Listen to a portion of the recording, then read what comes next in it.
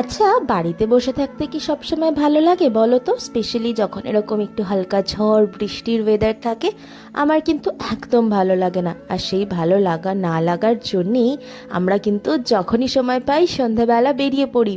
দিনটা ছিল বৃহস্পতিবার, অর্থাৎ গতকাল আমার অফিস থেকে ছিল উইক অফ।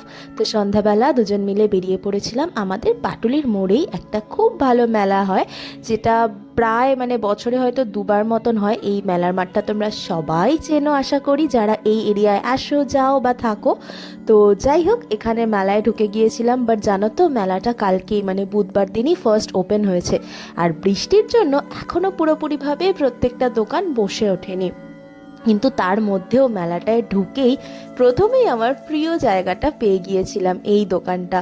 এত ভালো লাগে না আমার এখন, জানো তো, আমার মধ্যে বেশ পরিবর্তন হয়েছে তো হয়েছেই। তার মধ্যে দেখো, এই যে এত সুন্দর এত বড় একটা সাজগোজের জিনিসের দোকানে দাঁড়িয়েছিলাম, যেখানে প্রচুর রকম আইটেম ছিল, প্রচুর জিনিস ছিল, দামগুলোও রিজনেবল ছিল। কিন্তু জানো তো, আমার কিন্তু ওইদিকে একটুও মন ছিল না, একদমই ওদিকে কোনো কিছু কেনার জন্য উৎসাহও পাইনি বা ইচ্ছেও করেনি, সত্যি বলছি। কিন্তু যখনই এই কোনো ক্রকারি আইটেম দেখছি, কখনই এরকম টাইপের দোকান দেখছি, সেখান থেকে না আমার মনে হচ্ছে এটা নিই ওটা নিই সেটা নিই। কিন্তু এতগুলো জিনিস নিয়ে করবোটা কি বলো?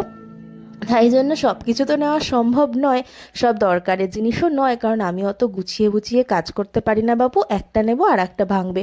তাও ইচ্ছার বশে আগেরবার মেলাতে গিয়ে একটা হান্ডি মতন কিনে এনেছিলাম না, মনে আছে?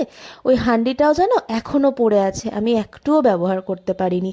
তাই জন্য মা ভীষণ বকাবকি করে আবার গিয়ে মেলায় কিছু কিনলেই। কিন্তু তাও আমি এই যে কিনে নিয়ে নিয়েছি। চলো বাড়িতে গিয়ে তোমাদের সাথে শেয়ার করব। আর মেলাটা যেটা ছাড়া অসম্পূর্ণ সেটা হলো এই যে জিলাপি। সে খেতে যতই বাজে হোক, তবুও জিলাপি তো নিতেই হবে, না হলে মনেই হবে না যে মেলায় গেছি, তাই না? তোমরা কারা কারা আমার সাথে একমত অবশ্যই আমাকে কমেন্টে জানিও। আর বাড়ি ফেরার পথে পাটুলি মোড়টাকে প্রথমবার এত শান্ত